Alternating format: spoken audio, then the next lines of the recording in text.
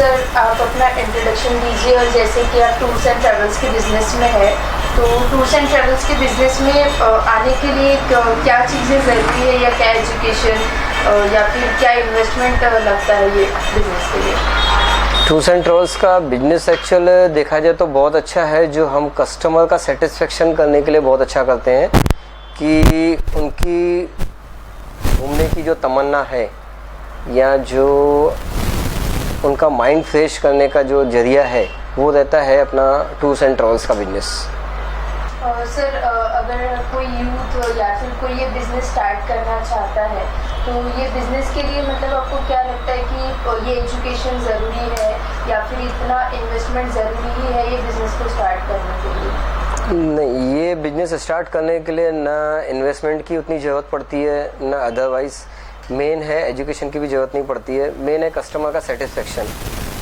अगर आप किसी कस्टमर का सेटिस्फेक्शन कंप्लीट करते हो A to Z से लेके कस्टमर हंसी खुशी जाए और खुशी खुशी वापस आए, तो वो सबसे बड़े प्लस पॉइंट है हम लोगों के बिजनेस का, कि कस्टमर जाए और खुशी से वापस आए, उनको हर चीज़ वहाँ पे जो प्रॉपर उनको चाहिए हम वो चीज़ अगर प्रोवाइड करते हैं तो इससे बड़ी और कोई चीज़ नहीं है। सर जैसे टूर्स एंड ट्रैवल्स में जो पैकेजेस होते हैं नेशनल इंटरनेशनल या फिर स्टेट वाइज जो पैकेजेस बने होते हैं डोमेस्टिक, तो वो पैकेजेस बनाना और फिर उन पैकेजेस को कस्टमर को मतलब दिखाना कि ये चीज़ ऐसे से ऐसी होगी, इन सारी चीज़ों के बारे में डिटेल्स बताइए।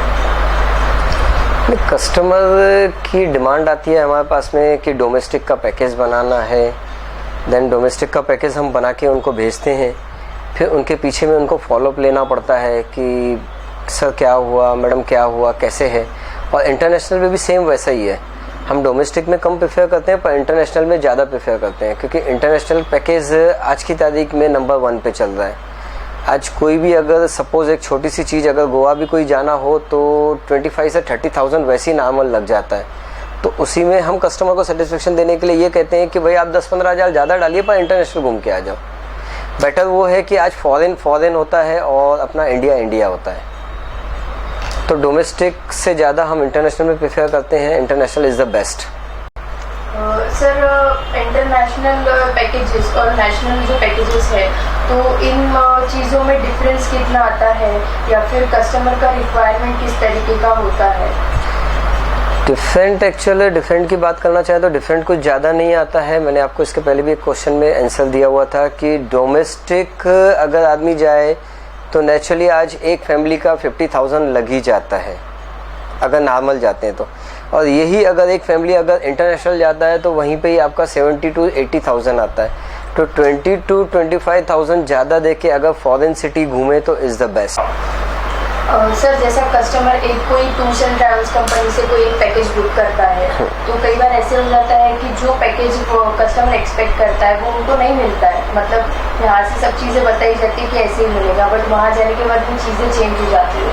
तो ये चीज़ों को मैनेज करना और कस्टमर जो चाहता है जो हम उन्हें दिखाते हैं कि ये आपके पैकेज में इंक्लूडेड रहेगा, एग्जैक्ट उनको ये सारी चीज़ें मिलती है, तो इन बारे में आप क्या बोलेंगे? इसमें 2 क्वेश्चन है कि सबसे पहले हम जो चीज़ प्रोवाइड करते हैं और वो अगर कस्टमर को वहाँ ना मिले तो सबसे पहले कस्टमर का माइंड वहीं पे ही डिस्टर्ब हो जाता है कि हमने इतनी अच्छी उम्मीद लगा के बैठे थे, हमने इतना अच्छा पैसा इन्वेस्टमेंट किए थे और वो वहाँ चीज़ अगर नहीं मिलती है तो कस्टमर का माइंड वहीं डिस्टर्ब हो जाता है। कस्टमर कहता है कि दोबारा मुझे ये टूर्स एंड ट्रैवल्स से काम नहीं करना है। तो वो चीज़ को हम सबसे पहले प्लस एक ध्यान रखते हैं कि कस्टमर जो जाए उसको हर चीज़ प्रोवाइड होनी चाहिए, और जो चीज़ अगर नहीं भी मिलती है तो हम अपनी तरफ से 1-2 चीज़ें ऐड करके देते हैं कि चाहे वो कस्टमर हमारे कुछ अमाउंट लग भी जाए तो भी कस्टमर को खुश होना बहुत ज़रूरी है। कस्टमर अगर हैप्पी होगा तो समझो हमारे पास में वो जब रिटर्न आएगा तो उसके वजह से हमें और 4 क्लाइंट्स ज़्यादा मिलते हैं। तो इसलिए हम ये चीज़ को बिल्कुल पहले ध्यान रखते हैं कि कस्टमर को कोई भी चीज़ के लिए तकलीफ़ ना हो, इसलिए हम उनको अपडेट करने के लिए डेली उनको जहाँ पे भी जाते हैं, चाहे कस्टमर थाईलैंड चले जाए, चाहे कस्टमर दुबई चले जाए, चाहे सिंगापुर चले जाए, चाहे मॉरिशस चले जाए, चाहे मालदीव चले जाए, तो डेली हमारा एक रूटीन रहता है कि एक डे 1 में हम आखिरी डे लास्ट तक उनको एक कॉल ज़रूर करते हैं कि सर कोई तकलीफ़ तो नहीं है, या सर कोई मैडम या कोई भी प्रॉब्लम तो नहीं है। ये चीज़ का प्लस ध्यान रहे। तो हमें कोई चीज़ बुक करनी है, कोई कस्टमर के लिए इंटरनेशनल कोई पैकेजेस है, तो दूसरे कंट्रीज से वो चीज़ें मतलब पैकेजेस वहाँ पे बुक करना, ये सारी चीज़ें किस तरीके से की जाती है? ये एक्चुअल हम अपना पूरा मैनेजमेंट हमारा पूरा सेटअप किया हुआ है। आज दुबई में भी हमारा जिस कंपनी से टाई अप है माउंटेन हॉलीडेज से, वो हमारे फैमिली टर्म्स समझो बहुत अच्छे हैं कि कोई भी कस्टमर अगर जाता है तो मुझे 1% की तकलीफ़ नहीं है। हमारे पूरी कंपनी वो वहाँ पे संभालती है। यहाँ तक कि इंटरनेशनल में थाईलैंड में हमारा खुद का ऑफिस है थाई यात्रा के नाम से, जिसमें भी हमारे खुद के मेरे कज़न भाई समझो वहाँ बैठे हुए हैं। तो वहाँ पे कोई भी क्लाइंट जाता है तो वहाँ पे भी 1% की हमें तकलीफ़ नहीं है। सब वहाँ पे वो लोग मैनेज करते हैं, गाइड रखा हुआ है, हर चीज़ रखी हुई है। A to Z हमारा प्रॉपर सब सेटअप बना हुआ रहता है। सर ऐसे मतलब किसी कोई अगर कोई टूर्स एंड कंपनी डाल रहा है, कोई अपना ये बिजनेस में आ रहा है, तो अगर उनको दूसरे कंट्रीज में अगर टाई अप करना है कुछ टूर्स एंड ट्रैवल्स कंपनीज के साथ में कि यहाँ से कोई पैकेज बुक करे तो फिर वहाँ पे वो लोग जाकर सारी चीज़ें मैनेज करें, तो ये चीज़ अगर कोई बिजनेस में आकर उनको करना तो किस तरीके से करेंगे? बिजनेस में एक्चुअल क्वेश्चन आपने बहुत अच्छा किए। बिजनेस में ये अगर कोई बिजनेस स्टार्ट कर रहा है और उनको ये सब मैनेज करना है तो सबसे प्लस पॉइंट एक ही रहती है कि क्लाइंट के अगर पैसे चाहे लेट आ रहे हो चाहे आ रहे हो, क्लाइंट के जिस समय से पैसे आए हैं, आपने जिससे भी टाई अप किया हुआ है उसको पैसा देना बहुत ज़रूरी है।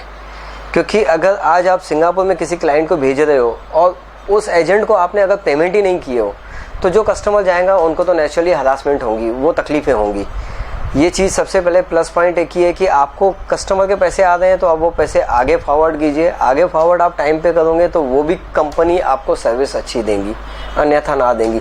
ये ऐसे कई केस हुए हैं जो यहाँ से क्लाइंट जाते हैं, उनको वहाँ सर्विस प्रोवाइड नहीं होती है, वो आके कुछ लफ्ज़ भी यूज़ करते हैं गलत सलत। तो ये कुछ एजेंटों की वजह से हमारे भी एजेंटों को तकलीफ़ें होती है, यानी कुछ 2-4 एजेंटों की वजह से पूरे इंडस्ट्रीज़ का नाम ख़राब होता है। ये चीज़ ना हो तो अच्छा है।